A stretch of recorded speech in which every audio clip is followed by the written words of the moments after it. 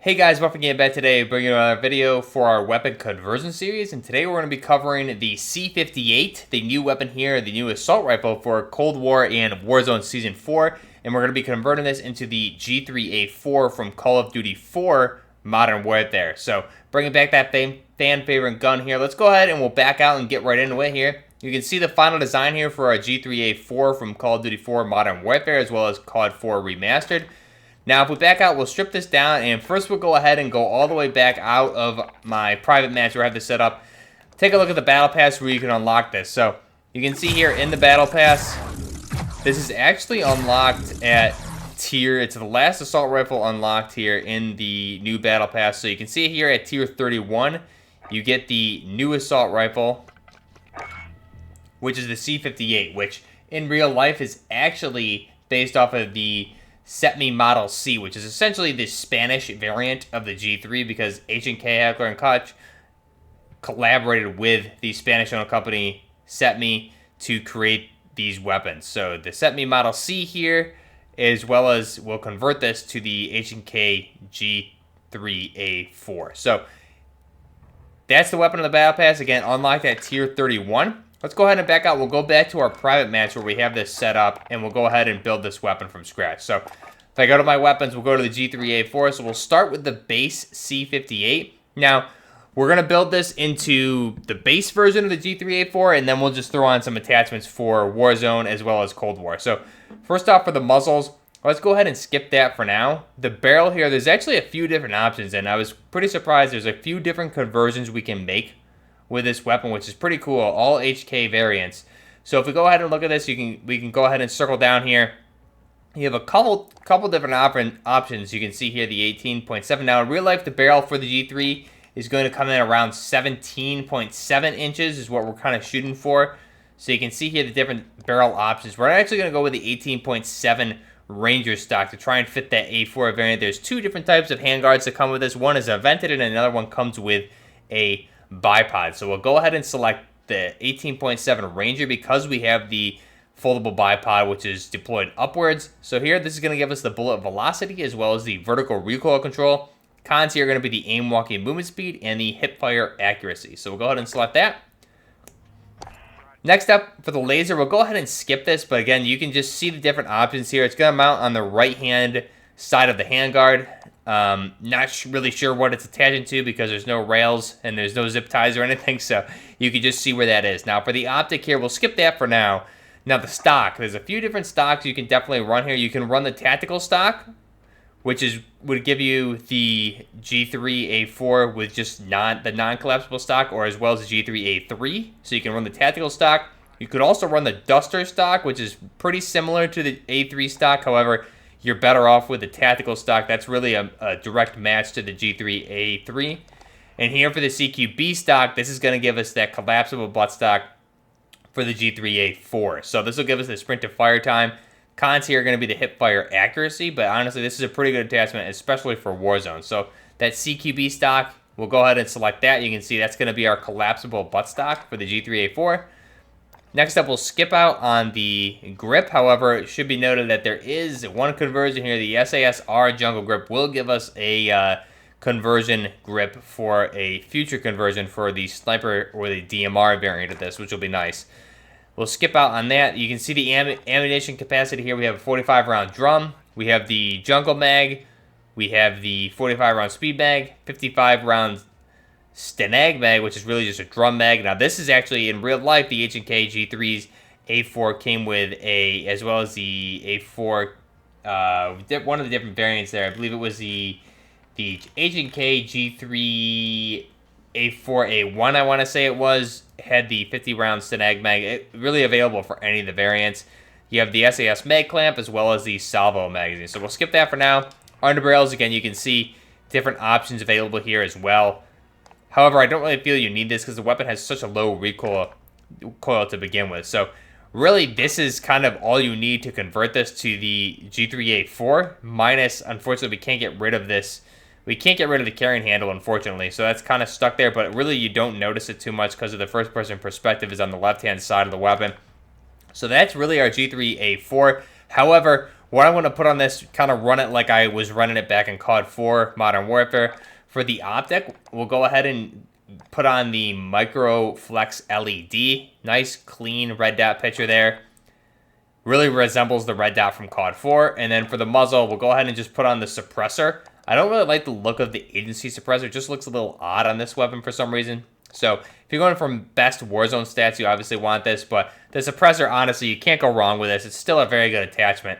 And the pros here are just going to be the sound suppression, aim down sight speed, bullet velocity, as well as the sprint to fire time.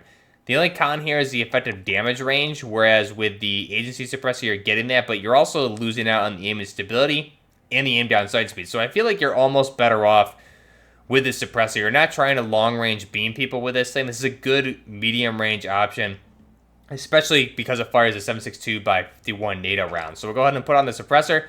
And that's really the final design here. You can, for the 5th attachment, you can swap out for any of the grips you wanted. I would recommend probably the field agent grip would be your best one. However, this thing has such a low recoil. I think the foregrip is the best option. Just because you don't have any cons here, it'll assist with that horizontal recoil control, which you really have no vertical recoil control with this weapon at all, which is surprising. I'm betting that's going to get fixed in the future for Warzone, but Warzone specific, no vertical recoil control, so you might as well take the foregrip so you don't have any cons and you can control that horizontal recoil. Not that there really is any. Or you can go ahead and throw on a magazine. You can definitely put on the 50-round drum mag there, and that would also fit with this weapon. But this is our H&K G3A4 with that collapsible buttstock. And here, one interesting feature is you can see the magazine is slightly curved, whereas in real life this would be more of a straight magazine like we would kind of see. If I go ahead and back out here really quickly, we'll go ahead and look at the FAL. You can get an example of what I'm talking about here. So the magazine, we typically with these 7.62 by 51 NATO rounds, these are big rounds. So you can see like with the SCAR that fires the 7.62 by 51 NATO, it's a straight magazine, as well as with the FAL here. Even with the FAL with the 30-round magazine here with the DSA 58 OSW, this is still basically a straight magazine. Slight curve just because of the length of the magazine, but the base 20-round magazine here, if we back out, is still going to be a straight magazine like that. So that's really the only issue here, is that we don't have the straight magazine for the G3, but regardless, it still looks really nice. And one thing you can do to kind of, if you're going for a visual look, you can go ahead and do the mag clamp. That would give you kind of the appearance of a straighter type magazine. Unfortunately, it still is slightly curved, but it makes it look a little bit better in my opinion. Go ahead and deselect that. So that's our final design for the G3A4. Some things to note here, you have the charging handle here in the front of the top of the handguard here on the left. You can see there that foldable charging handle, as well as you have the fire controls here on the left-hand side of the weapon. Paddled magazine release there, similar to the AK-47 right there in front of the trigger guard. And it is not ambidextrous, whereas with the G3A4A1, you did have ambidextrous fire controls and options like that. So you can see there, the G3A4, the same one from Call of Duty Modern Warfare, or COD4 Remastered.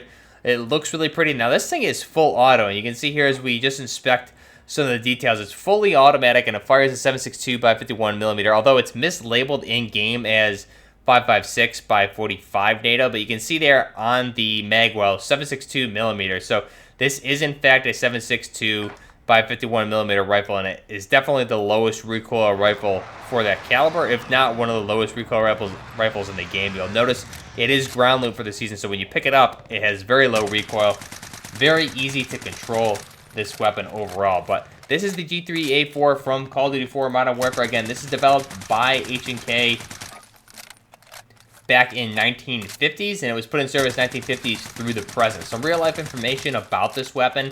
Now, the designer, again, H&K designed this in collaboration with CETME, which is a Spanish company, which is why at base this weapon really is the CETME Model C. So you had the designers being CETME, Mauser, and H&K, so they all collaborated on this. Design period took place in the 1950s before it was put into service early 1960, late 1959. And again, it's still being produced today. Number of units built is over 8 million worldwide. One of the most popular, I would say, assault rifles or battle rifles is really what it's classified as in the world ever produced. Now, the mass of this weapon for the G3A4 is going to be 10 pounds or 4.7 kilograms. The length of the weapon overall is going to be 33.1 inches with the stock collapsed, and with it extended, it's going to be 40.4 inches.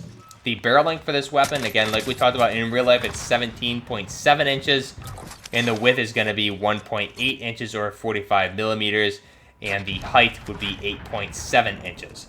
Now, the cartridge, like I mentioned, is the 7.62 by 51 millimeter NATO. Now, that is larger, obviously, than the 7.62 by 39 millimeter, which is what the Russian weapons like the AK-47 fires.